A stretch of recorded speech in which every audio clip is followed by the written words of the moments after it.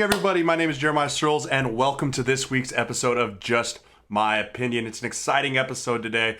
We talk about the Wisconsin loss, but to me, it was more than a loss. It was progress.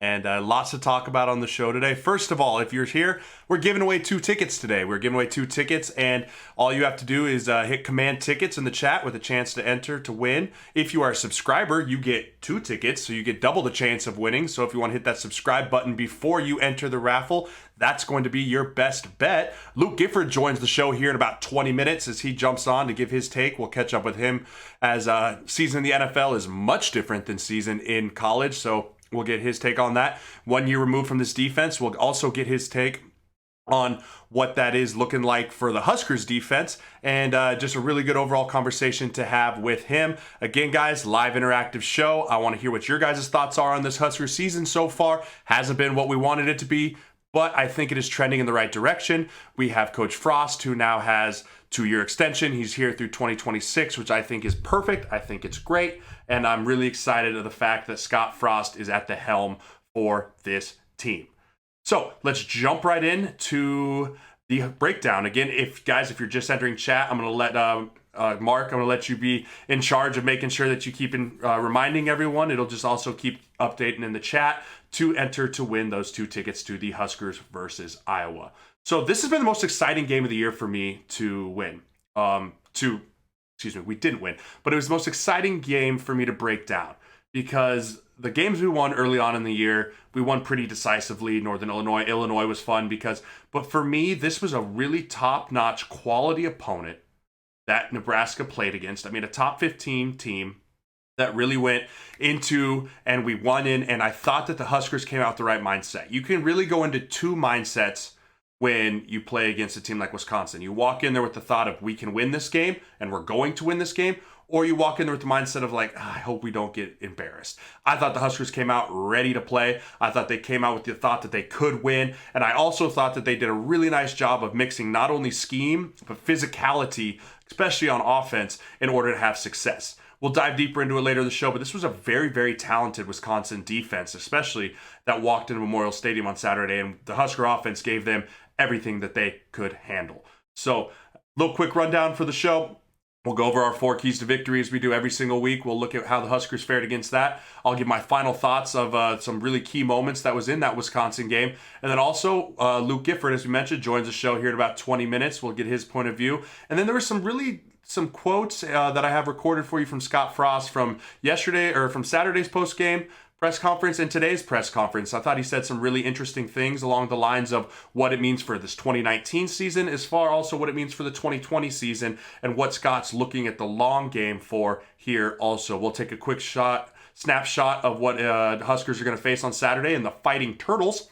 And then we'll hand out this week's game balls. And at the end of the show, we will give away, again, the 2 tickets. You have to be in the show in order to win the tickets. So if you just join the raffle and leave, you are no longer eligible to win those tickets. We'll give that away there at the end of the show. So stick around or come back later. It's up to you. But the longer you stay, possibly the longer you guys have. So again, you use command Huskers in order to put in for those tickets. And we'll just continue to roll with that. So let's jump right into it. We'll go to 4 keys to victory. Every week we look at these. The first key to victory is penalties. You know what? Nebraska won this category for one of the first few times in this year. Nebraska played its cleanest game in this aspect. They only had 3 penalties for 31 yards, and that big penalty was really the sideline interference call. We got the sideline warning on that first series of the game defensively where Jonathan Taylor fumbled the ball and no one picked it up, so the whole sideline and the whole coaching staff was screaming, pick it up, ball, ball, ball, and ran into a ref. That's where we got our warning. Then we got our second sideline interference, and one of the refs ran into either a coach or a player on the sideline. I'm not exactly sure who they ran into, but that was a big 15-yard penalty that really hurt us at the end of the game. But overall, pretty clean game. We had the 1 pass interference penalty. It was a so-so call. So that's a step in the right direction. That's a show of discipline. That's a sign of growth, especially coming out of the bye week. I think that is really important for those guys to be able to do that. Wisconsin had 4 penalties for 36 yards. So Nebraska wins this category. This is going to be a little weird key to victory, guys, because we do pretty well in these keys, but we lose the game, which is something that doesn't usually happen. But we'll take a deeper look at that as we move forward here. Let's move on to the next key to victory, which is the rushing yards. When you're playing against Wisconsin, when you're playing Big Ten football in November, rushing yards are key. Nebraska had one of its better rushing days. Nebraska had 37 carries for 273 yards. That is really, really good. That's probably one of our better rushing days. And I'm going to call it a 300-yard rushing day because if you take away Adrian's 20-yard sack in the red zone, which again is inexcusable, we rushed for 300 yards against a Wisconsin defense that was ranked in the top 10. Yes, they've taken their lumps against Illinois. Yes, they took their lumps against Ohio State. Yes, Iowa found ways to run the ball. But if you can say, oh, well, that's just because they didn't play well. Well, that's because the Huskers played really, really well, specifically the offensive line. The offensive line played their best game to date. I'm talking pass, I'm talking run. I thought that they were fantastic all across the board. That was the first time I saw them play really well as a unit. More plays than not, all 5 guys probably graded out in the plus. It wasn't one guy here, it wasn't one guy there. The unit itself played extremely well. So let's continue to build off of that. Let's continue to move off of that. Mills had a very good game. I mean, Mills had 17 carries for 189 yards, averaging 11.1 yards a carry. Where has that been all year? Where has that guy been? We need more of that. We need more of that. You get him, and then you also get a healthy Wandale back. Hopefully, we don't know if he's going to be back. That's a really good combination because I love Missouri. I think he's a really hard-nosed player. But if you can take Missouri out and put Wandale in where he took those meaningful carries, I think we're looking at a different result as we move forward in the game. Adrian Martinez had a really good rushing day. He had 16 carries for 89 yards. He would have been over 100 yards if he didn't take that sack. So, I mean, those are 2 guys that 200-yard rushers for the Huskers against this Wisconsin defense. I'll take that. I'll take that every day of the week. That's progress. Right now, we're in the progress business. Coach Frost said after the game he's not looking for silver linings, but I am. And you probably are. And so is most of the state because we love the Huskers. And when the Huskers lose, it sucks. But when the Huskers lose and show promise, that is really good.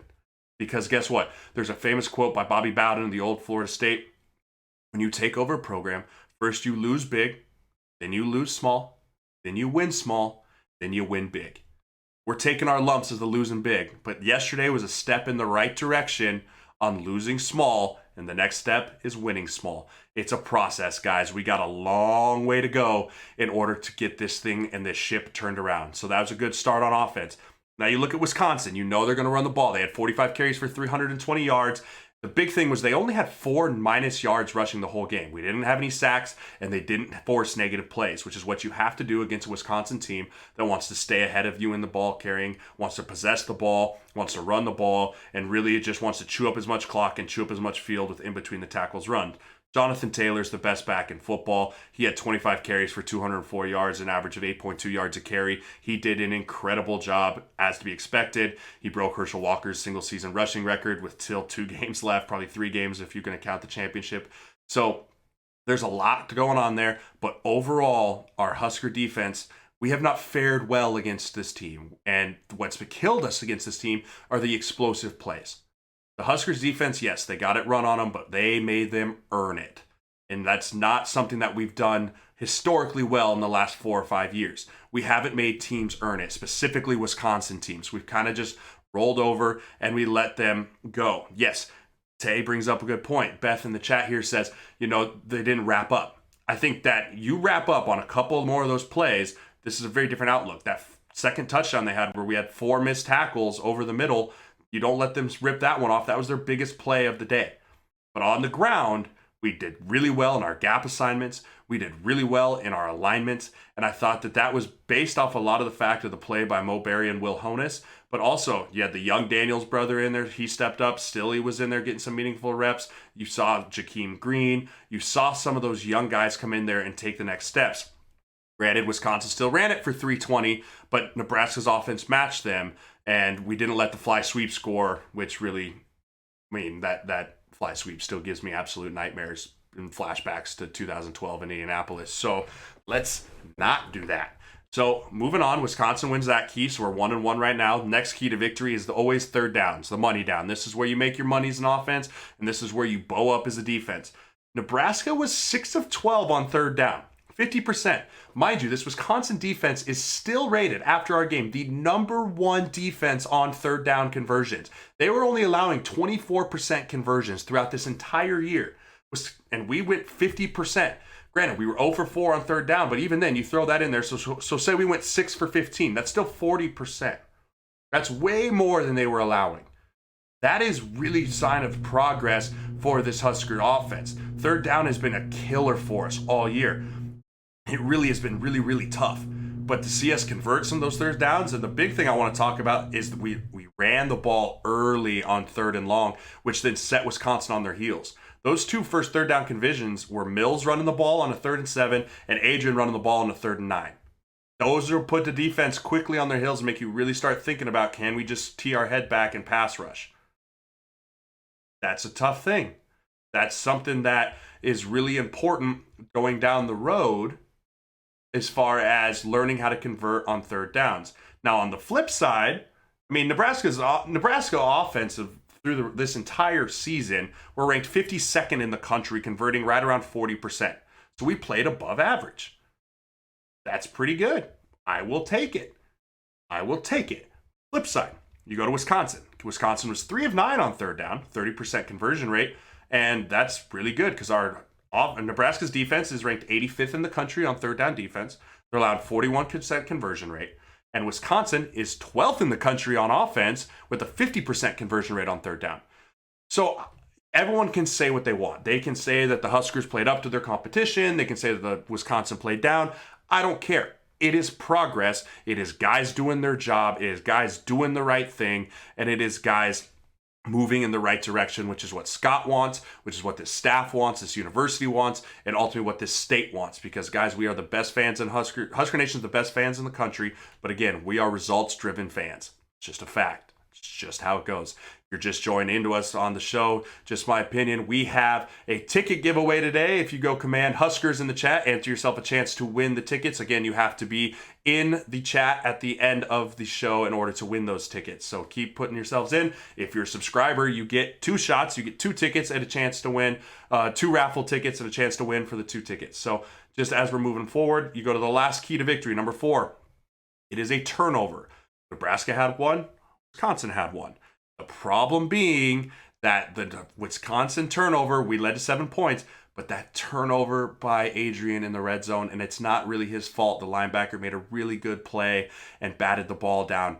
At that point, it's a 1-score game. It's a 1-score game, and we cannot turn the ball over in the crucial moments like that, whether it's a tip pass or not. We just got to make sure that those things don't happen.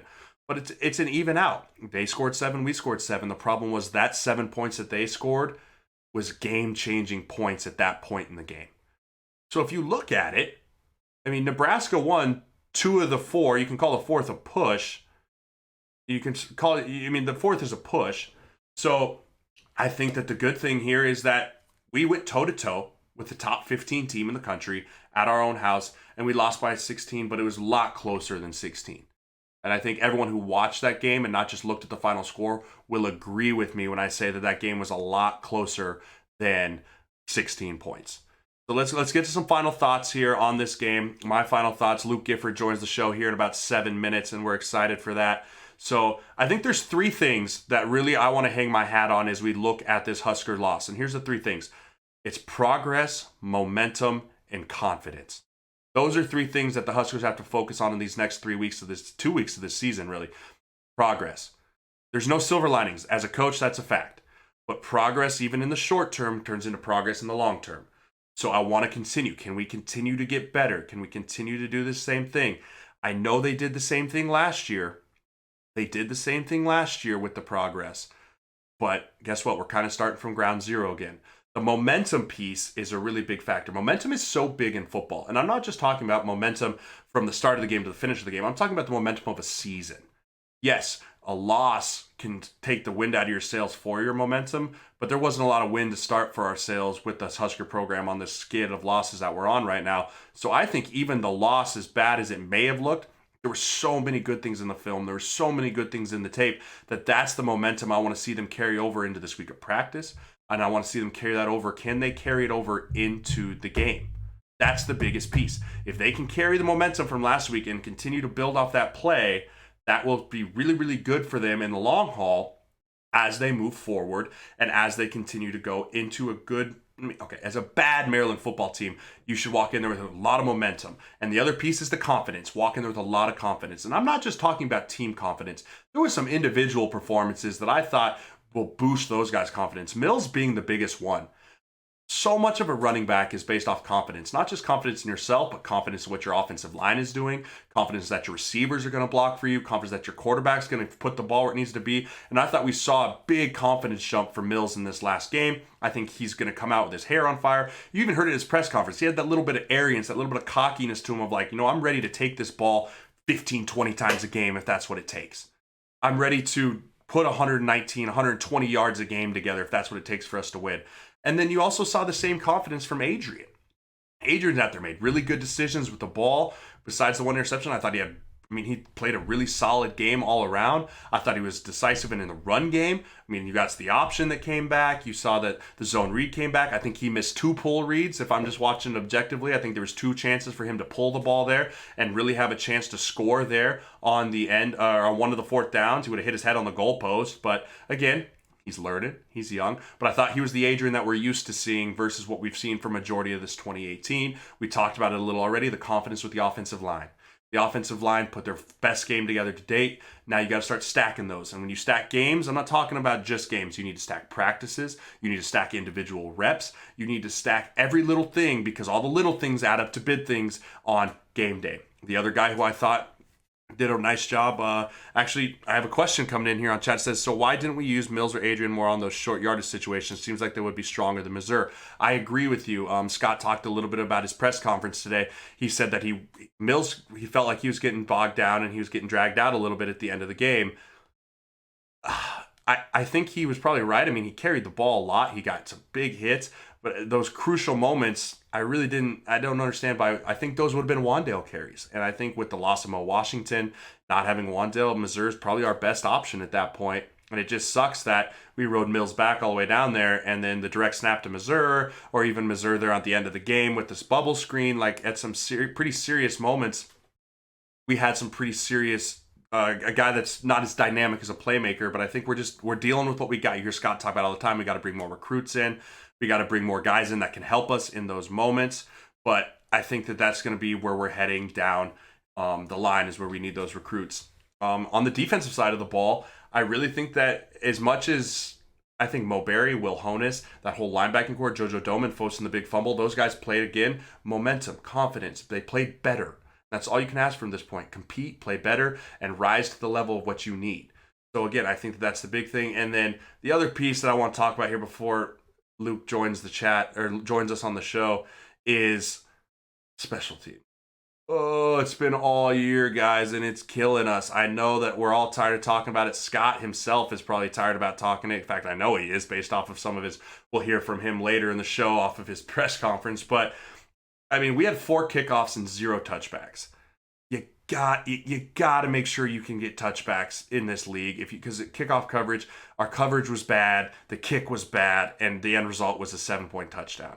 And that was a momentum shifter. That was a kick in the balls type play. If you're a player and you just go down, you force a turnover, you score, you're up 7, and then you let that happen. There's no lanes, there's no coverage, and Scott talked about it. It's exactly what you got to get it fixed. There's not really a choice to it, and it's just really tough. Ray says, would you have considered using Ramir Johnson's last game? I don't think you want to use his last game versus what if Mills gets hurt, then you really got to use him. So I think we want to save Ramir Johnson's last game for that a little bit. And then we have a 4-star wide receiver that decommitted from a different school after being at our game. That's huge. We need the big body receiver, and we need all of that. I want to wait for Ramir. He's got 1 game left. We're really going to need him as we move down the stretch. So it is about that time again, guys, and our good friend Luke Gifford is going to join us here. Luke, how are you, my friend? I'm good, man. How are you? I'm doing well. We got a nice ticket giveaway going here in the chat tonight, so that's exciting. We're breaking down a game, Luke, in which I am very optimistic, and a game which I think shows a lot of promise for guys. I know you don't get the game, you get the loss, but what are some? You've been part of games like this. I've been part of games like this. If you're in that Nebraska locker room and you come away from a loss like this, you just watching it, what are some key takeaways that you think this defense is going to take away from this Wisconsin game? I think they just showed growth, and I think I kind of think back to last year when we played them out there. That was kind of one of the turning points for us. We kind of felt like we held our own in there and we made some good things happen, and really that was part of the reason why we kind of turned the season around. So I honestly think that it could be a similar situation as it was last year.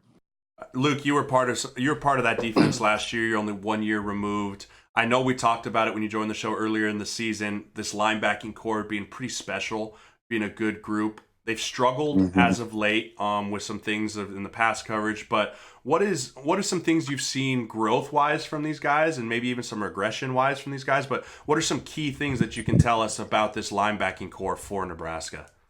Yeah, I think one of the things about them is that they're so aggressive. They flow really hard to the ball, and against teams like, you saw Minnesota do it. They ran stretch over and over and over and outside zone schemes, and that's tough, especially against guys like we have. And it's not anything against them. It's just I don't know that we've really seen too much of that, and I think teams are kind of starting to go to that more. I thought they did a better job against it this past week when Wisconsin showed it. But yeah, it's still a learning process for them too. 1 year in a defense, it was pretty dumbed down. There wasn't a whole lot of stuff that we did. And now I think they're kind of dipping into their bag more, and there's still lots for them to learn. So, it's really in the third and fourth year of the defense, I think, that we'll see bigger jumps, just with everybody being comfortable in it, and then just being able to play freely. When you're out there thinking a little bit, it's tough. Luke, you played as a young guy. I played as a young guy. I want to dive a little bit deeper in this idea of playing free. For me, I know that when I was playing as a young guy, it was very much, okay, I'm an offensive tackle. I'm locked in. I am blocking the defensive end. Right. And then all of a sudden something would happen and you have no idea what's going on. Yep. How much of that are you seeing on this defense?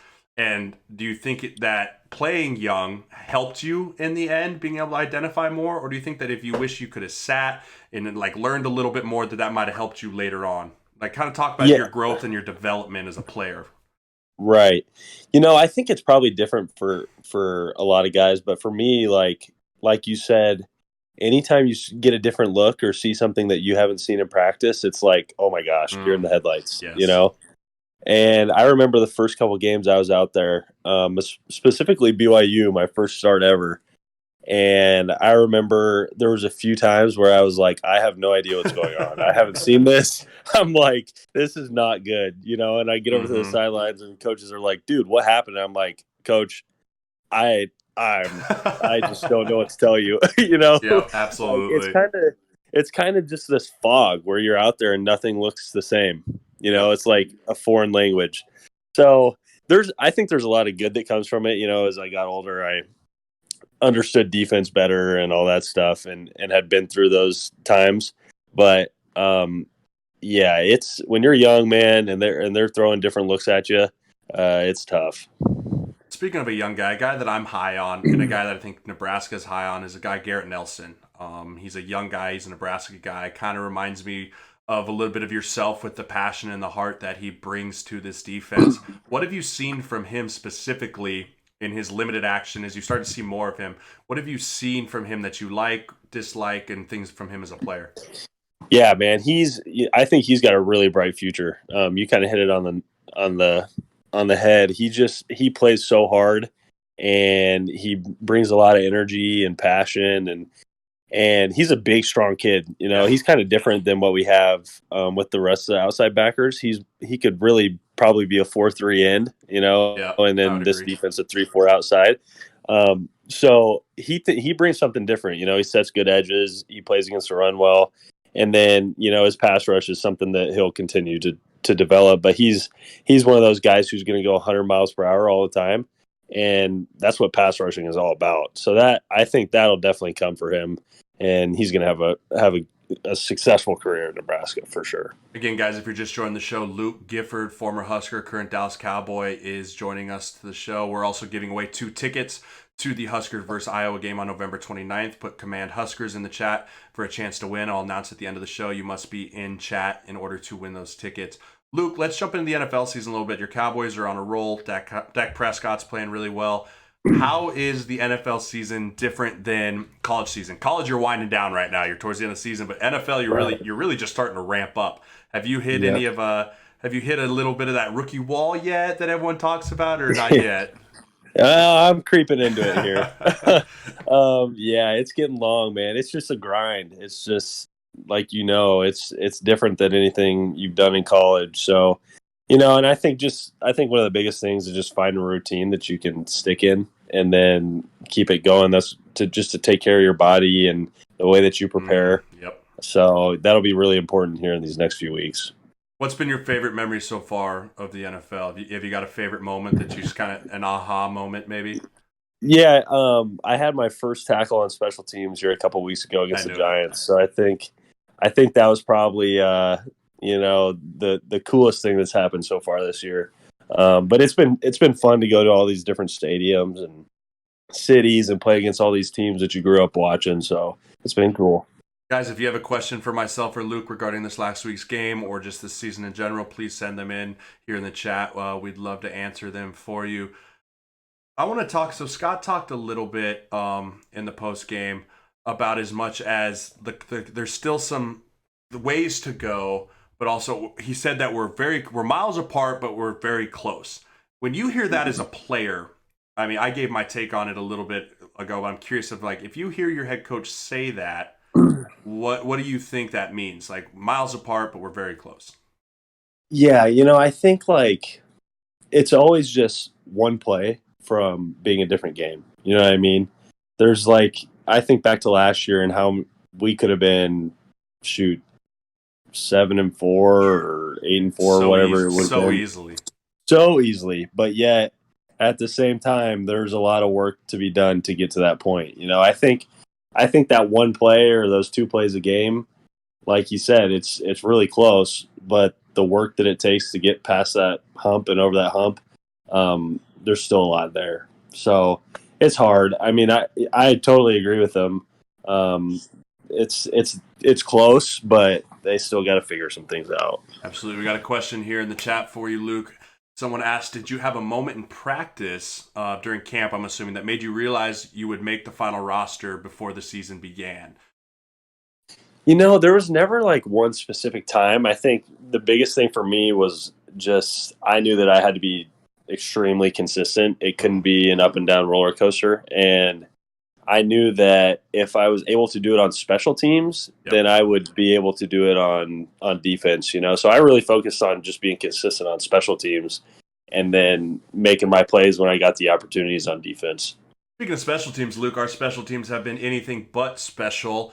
Being a teams guy, as you look at the Huskers special teams, how do you fix it? Because I'm at a loss. The only special teams I played was playing field goal block and just eating 300-pound men to the face for 2 seconds. Right. So, you have a little bit more experience in that. You're doing a great job in it in the NFL right now. How do you fix it if you're looking at this Husker special teams like, man, we need some help, obviously, besides getting a kicker? Yeah.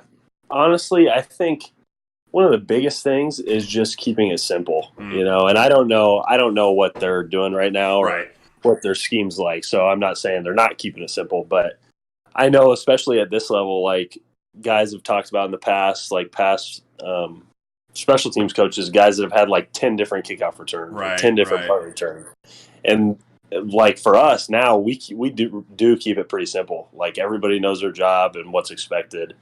And it makes it way easier to go out there and do it. I think when you're anything else, playing defense, when you're thinking about checks and all that different stuff, it makes it hard. So I think keeping it simple is probably the best way to just get better and see some growth.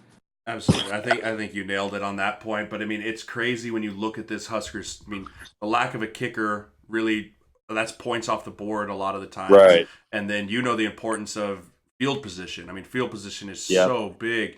I mean, being able to flip the field with punts, being able to flip the field with kickoff returns is just something that the Huskers haven't been able to do. And going back to it, I think that's the point where Scott says we're miles away, but we're also very close. One guy wants to know, did you get a chance to catch up with Amir after the Vikings game a few weeks back? Yes, I did. It was pretty cool. He's that's talk about another guy that's killing on special teams. Yeah, absolutely. Yeah, man, he's been doing a great job. So it was cool to get to talk to him and see him because he's always been someone that I looked up to, and watched when I was younger. So that's one of the really cool things about the NFL is seeing all these guys that we played with or had met or seen through Nebraska, and then getting to be on the same field with them is pretty cool. Absolutely. Again, guys, we're talking to Luke Gifford here, former Husker, current NFLer. He's joining us to give us some time and give us some insight. So, looking at these next 2 games, Luke, we got to win them both to be bowl eligible. I think we walk into Maryland, and I talked about it earlier in the show. We need to build momentum, learn how to, if there's blood in the water, strike type mentality. Yeah. I still think that this is shown up to be a pretty good matchup come Black Friday. But first of all, what are you looking for from this defense against a Maryland team with some explosive players, but just lacks overall team chemistry to win games? Yeah, I think the biggest thing will be tackling. They're a team that's going to spread you out and all that. Hasn't been great for us the last few weeks. And it hasn't, no. So, honestly, I just want to see them come out and play sound. We really haven't had one of those games yet where you could be confident in the tackling and everything's kind of rolled our way. I think it's about time that they put a full one together, and I think they will, honestly. And then looking forward to Iowa, you've played those guys a lot. You know what to expect from them. I mean, what does that rivalry mean to you as a player? I was fairly new into the rivalry when I got in here. I mean, I only played against Iowa for 3 years. I went 2-1 against them. What does that rivalry mean to you as a Nebraskan, as a Husker, and really as an Iowa hater, I'm assuming, like me? Yeah. What does that mean? Man, honestly, I cannot stand them at all. So, and I really only got to play against them once because I had been hurt the previous year. So, it's especially the way the series has kind of gone the last few years. Yeah. I think it definitely adds to it. And I think, last year, I remember thinking this is the last year they beat us for a long time, and obviously this season hasn't gone the way they wanted it or planned it to, but I still feel like we have a very good opportunity and chance to beat them. So it'll be fun to watch.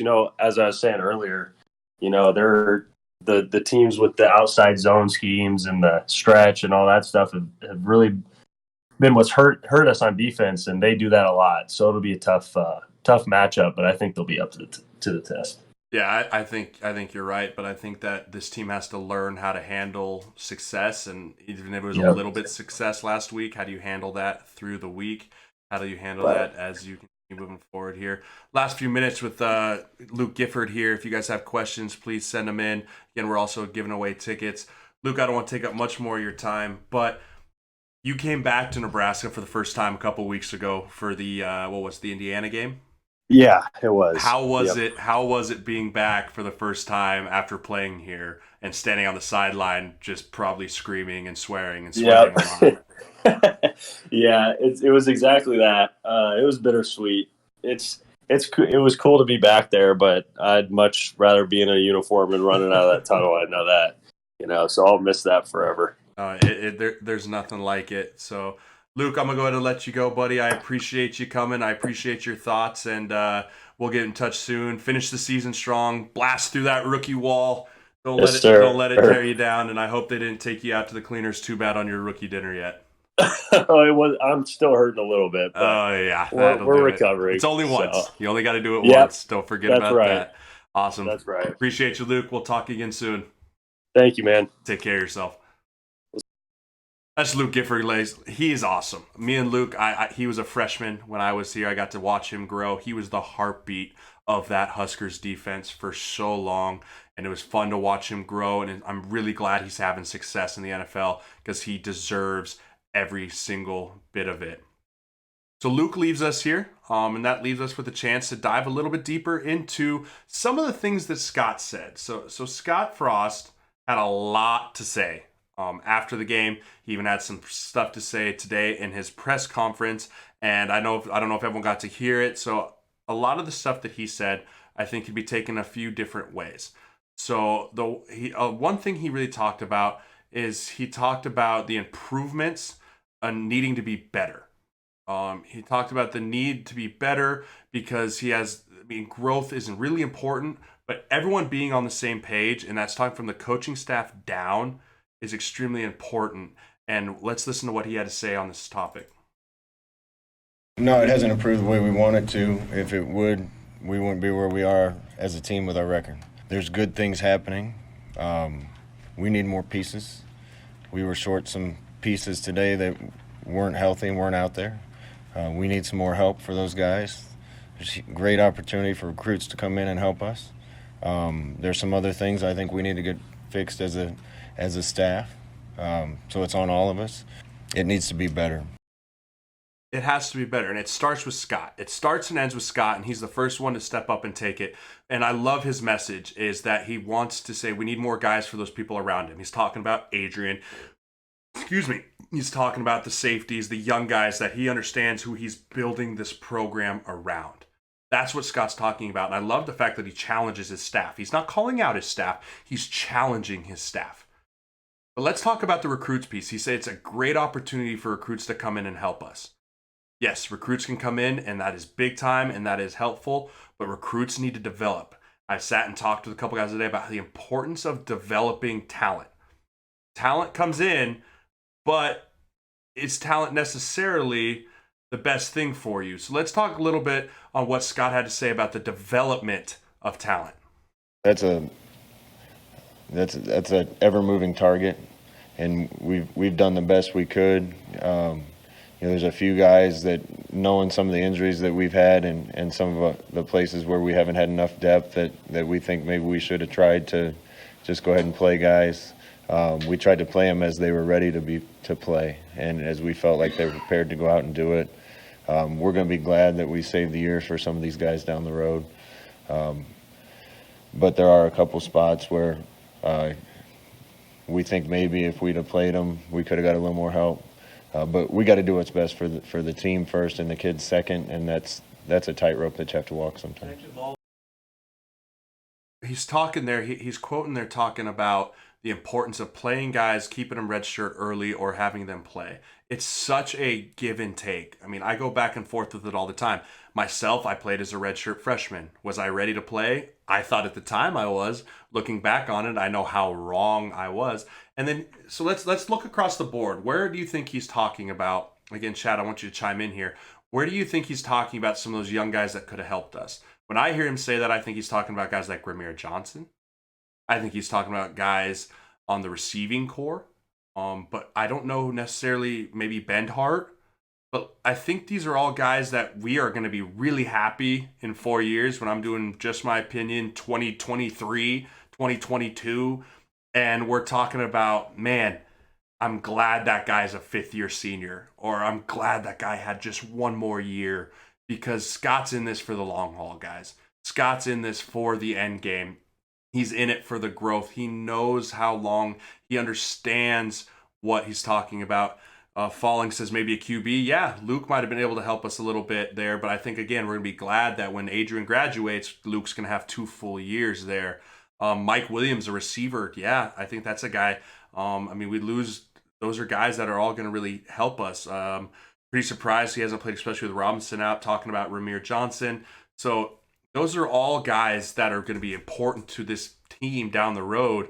But I think we wouldn't have got as much out of them this year if we would have just let them move on and just play and just go off pure raw ability, pure raw talent, pure just, hey, let's just let them out there and see what they can do, versus that is a now mentality versus a what we want to be mentality. And us as fans, we're very much, we want it now. We want to win now. We're tired of waiting. We've just been knocking on the door of winning for the last 6 years. Like, we want it now. We got to give Scott the liberty that he knows what is best. He finishes that says we got to do what's best for the team first, the player second. That's a team first mentality. If everyone embodies that mentality that Scott Frost has of team first, player second, and everyone from the players and the coaches down to the state understands that's what it is, we're going to be extremely successful. But within that group of players, you got to have leaders. Got to have leaders. Every great team has leaders. I think there's some good leaders on this team, but I think that there's some people that want to be leaders that aren't quite ready to be leaders. Being followers or quote unquote good teammates is just as important as being a good leader. You can't have too many cooks in the kitchen. And Scott talked a little bit about that today in his press conference. Follower is the wrong word. I don't want followers. I want good teammates. And we're taught by guys that come in and help us, good teammates set the standard. That means doing their job the best they can, 100% every single day. Leadership usually starts when you're able to do that, then brings us one person along with you. And eventually the sphere of influence with that grows, and you're able to bring more and more people along with you. You don't need a whole team of leaders. You just need a whole team of good teammates and several good leaders. That's a very, very important quote, because us as an outside, we look at it and we say, man, I want good leaders. Why don't we have good leaders? And if that's all a kid hears is I got to force myself into be a leader. A good leader, you can't force a good leader, but you can be a good teammate. I was a senior. I was a 4-year starter. Spencer Long was a senior. He was a 3-year starter, and he got voted captain. And guess what? I couldn't have been happier for him. Did I want to be captain? Absolutely. But I understood he's our leader. I'm going to fall behind. Too many cooks in the kitchen is a bad thing. Too many leaders is a bad thing, because when you have too many leaders, you have too many messages. The message is very consistent. It starts from Scott Frost, and it moves its way down to the captains, and then the captains trickle it down to their position groups. The position groups trickle it down to the developmental kids, and the developmental kids start to learn and saturate in that message. If you have too many different messages, lines get crossed, people get confused, cliques get formed because some people believe this message, some people believe that message. Scott talking about guys being good teammates, that's what he means, is that you listen to what that leader has to say, and it does not matter if you are a senior, it does not matter if you are a freshman, but you respect what that person says, and it starts with Scott. And I think Scott's done a phenomenal job of echoing the same message across the board. He's echoing the same message across the board, talking about the consistency, what he needs. He hasn't wavered on it much, and that's really important. But as we talked about with Luke, he talked about it. We're very close, but we're very far away. Let's listen to what he had to say after the game, depending on where this team is at from trying to be that next grade level team. I think everybody, including me, hoped it would flip this year. And it seems like we're miles away, and we're this close at the same time. A few more pieces, a few more plays, and this whole thing looks different. It's not going to happen until we have a team that's ready to go make it happen. And we're trying to get them there every single day. But the fans here, we lost 3 straight games, and this place was full and awesome. And everybody you shake hands with and say hi to in town and on the tunnel walk is nothing but supportive. We got great leadership here, and we got the best fans in the country. This is where I want to be, and we're going to get this right. He nailed it. A, hats off to Husker Nation. There B, but I want to talk about, I had Luke take his take on it as far as what he means by miles apart, but very close. When he says miles apart, he's talking about the entire team. He's talking top to bottom, offense, defense, special teams, and he's not just talking about what happens on Saturdays. He's talking about what happens Monday, Tuesday, Wednesday, Thursday, Friday, and then you see the final product on Saturday. We are not privy enough to see all that. I get a little glimpse of it because I'm in the building and I kind of can feel the energy. I felt like there's really good energy last week. But I think a lot of that is Scott is saying miles apart in our preparation. Scott is saying miles apart in our details, because those little things are what are equaling the bigger problem. It's not the effort. I think the effort is there. It's a little bit the X's and O's. But again, when you have young guys, it's a little bit, just the little X's and O's matter. But it's the overall where we are at on the building of this thing is we're miles apart. When he says we're this close, he's talking individually. There are guys that are right on the cusp of being good to great or average to good. And that's what you have to build, is when you get a team full of guys that are not as much average, but they're on the cusp of good going to great. That's when you'll find that the whole team takes the jump from miles apart. Now we're really close. And it's getting there. It's getting really, really close, guys. I saw it on Saturday for the first time this year, the glimpse of an entire game coming together. But it's 5 plays in the entire game, offense, defense, and special teams, that made the big difference. Heather chimes in here and says, do you think part of the problem is that there are still senior players, et cetera, not fully bought into some of the younger ones. I'm not going to say that that's a problem as much as I can kind of look around and you can kind of take stabs in the dark. I mean, obviously Scott's alluded to some things of guys aren't buying in. You're a senior. Season hasn't gone according to plan. Maybe you have aspirations to go play in the NFL. Maybe you have aspirations of going to a bowl game. But overall, if you're a senior, your biggest aspiration has to be you want to show out for your team. And I don't know if that's necessarily where every senior's head is on this football team. I don't know if every senior is saying, you know, I don't care what happens to me personally. I just want it to be about the team. And when you have an entire senior class that's like that, that's when special things happen. And this senior class has been through so much. It's been ripped apart. It's been tore apart. It's been praised. It's been tore down. I think that they're just kind of numb to it all. And I can see why they would think, man, what am I going to buy into this for if it's just going to rip me apart here at the end of the year? And why am I beat up? Everyone's beat up at week 11, man. Everyone is. Suck it up. Put it first. Put it for the team first. Show the young guys what it means to be a team player. Because guess what? Your actions speak volumes. Your actions as a senior speak volumes to a freshman. I still remember watching up the seniors my freshman year, what that meant. Guys like Sue, guys like Jacob Hittman, guys like Keith Williams, Roy Helu. I mean, those are names that I looked up to, and they set the standard for me. Who is setting the standard for this Husker football team? Is it the Davis twins? Is it Mo Berry? Is it Lamar Jackson? Or is it guys like Wandell Robinson, Luke McCaffrey, Jurgensen?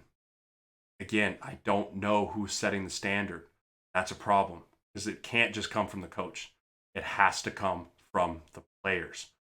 The players have to set the standard, and it has to trickle down from them.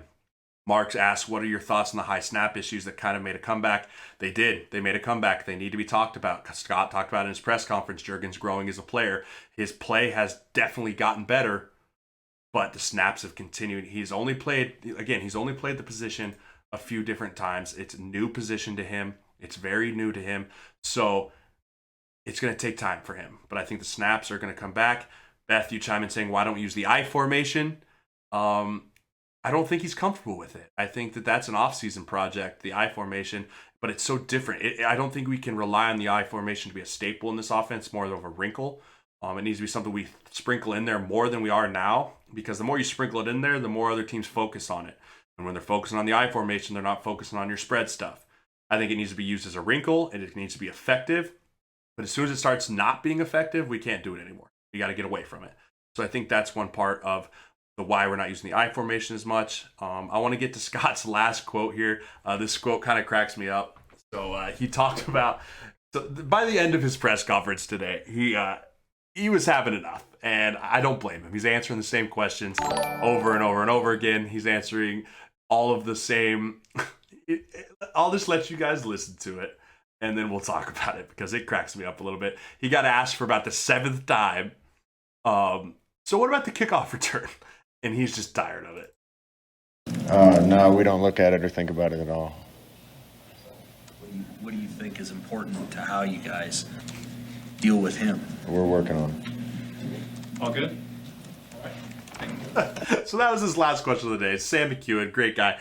He literally, he looks and he goes, so what do you think about this kickoff return? I mean, he has 2 kickoff returns. Do you guys think about that at all? And you could tell Scott had enough at that point. And he's just hits him with a little bit of sarcasm of like, oh, no, we don't think about that at all. But here's what makes Scott Frost special. I think about the 2 coaches prior to him. You have Mike Riley, you have Coach Bo. Couldn't be on more opposite sides of the spectrum, right? You ask Mike Riley that question, he's going to be like, oh, I think we're going to do all right. You want to where there's candy? And then you talk to Coach Bo about that, and Coach Bo's going to say, what'd you say to me, you little... So it's the perfect combination of Scott Frost in the middle is kind of his nice way of saying, you know what? I'm tired of this.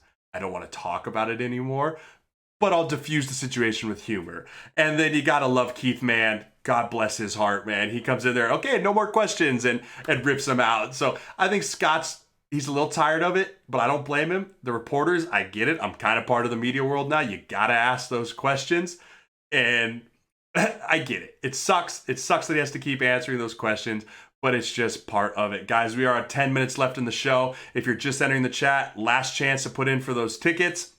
Command Huskers in the chat for a chance to win. I'll be picking out the winner here in about 7-8 minutes if you want to get a chance to win those tickets for the Iowa game. So again, you have to stay in the chat all the way to the end. If you're not in the chat when I announce the winner, we are going to move on to the next guy. So let's take a quick look at the Maryland team that we're moving forward to here this week. Maryland is a team, much like Nebraska, trying to find their way, trying to find ways in order to win football games with a team that started really, really hot, but has really kind of fell off and kind of slowly gone into complete and total disarray. They're 3-7. They're on a 5-game losing streak.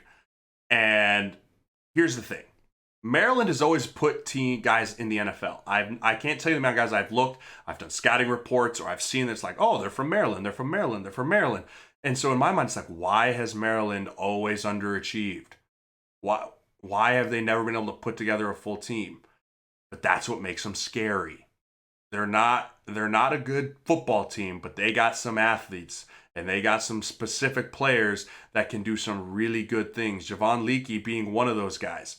He only has 636 yards and 7 touchdowns on the ground. He's only averaging about 63 yards a game as running back, but he is a dynamic playmaker with the ball in his hands, and the Huskers got to make sure they know where he's at all times on the field, because he's one of the guys that can hurt them. Their quarterback situation is not very good. They got Josh Jackson at quarterback. He's got issues as well. He's only averaging 128 games passing, and he has minus 70 rushing yards on the season. This is a game that our defense needs to learn to go for the kill. There's blood in the water. There is absolute blood in the water. Sharks are circling, and those sharks are our black shirts. The black shirts are the sharks. They're going for it. They're ready. Can they make that next jump of if they come out and take care of business, then they just go for the kill and smother this team? We haven't smothered a team on defense yet this year. We haven't. This could be that game that gets these young guys that tiny little taste of what it feels like to smother an opponent. Just a taste. Because guess what? If they get just a little taste of it now, they're going to want that taste back as it comes to 2020 season, and maybe even against Iowa, because there's nothing like just smothering an opponent. And on offense, it's the same thing. Can they pour it on? Can this offense pour it on to an opposing defense? Can they hang a 50 bomb on an opposing defense? This defense there's holes all over it. There's 2 key guys I want to take a look at, and there's 2 key guys that we're going to have to put. If I'm scouting the defense of Maryland, I'm putting stars around these 2 guys. And the first one is the DB, and I think it's Antone Brooks Jr. He's got 67 tackles on the season, 59 solo tackles. He's a very good player. He plays in the box. He plays over the top. He covers. He's a sideline to sideline. Very consistent, very good player that we have to make sure that our receivers are going to go in there and get their nose on the guy when he blocks, and that they're also going to make sure we can try and take the top off of him when he gets nosy down in the box. So it's going to be a good play action, but we got to take a look at him. The other guy we got to look at is their linebacker, Keandre Jones. He has 53 tackles. Pretty good. 12 TFLs on the year, and he also is the sack leader on the team with 7 sacks. That's a big-time football player who I think has NFL talent that we're going to have to watch and we're going to have to learn.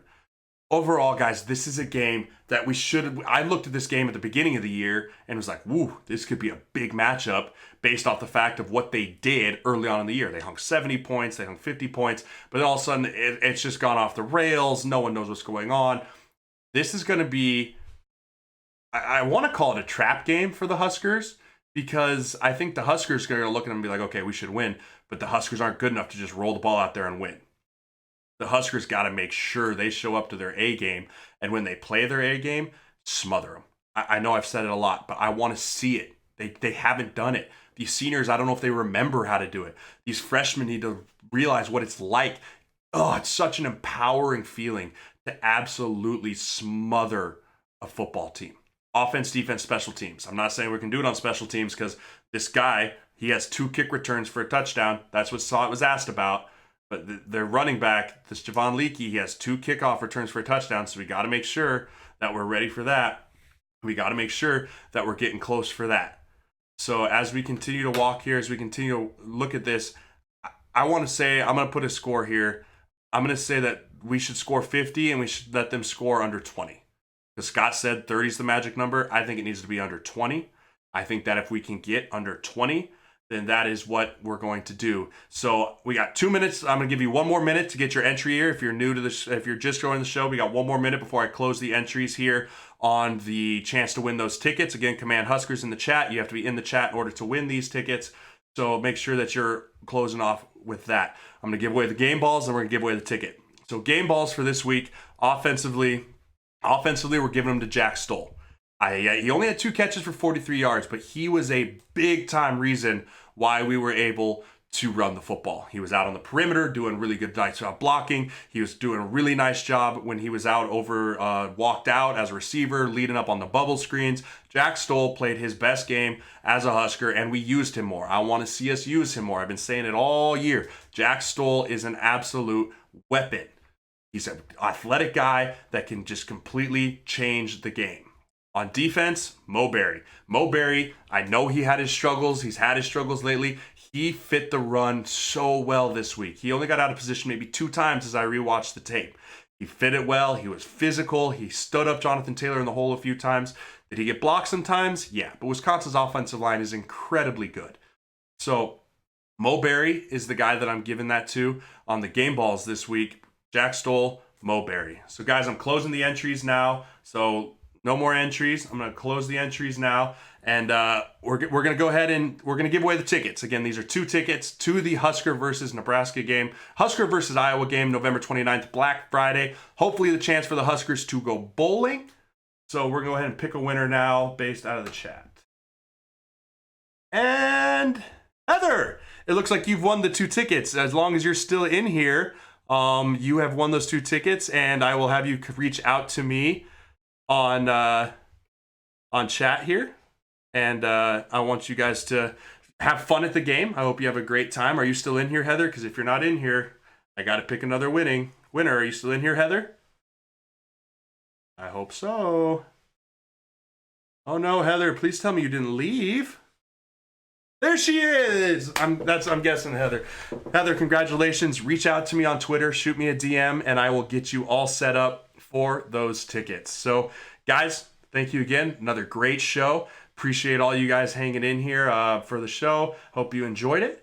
And again, as always, I will see you next week as we're hopefully breaking down a nice big decisive win over Maryland. Divino Zigbo will be my guest next week. He couldn't make it this week, but he said let's do next week because he hates Iowa almost as much as I do. So we'll break it down and we'll get some news from the latest Jacksonville Jaguars running back. Guys, go Big Red. I'll see you next week. And as always, it's just...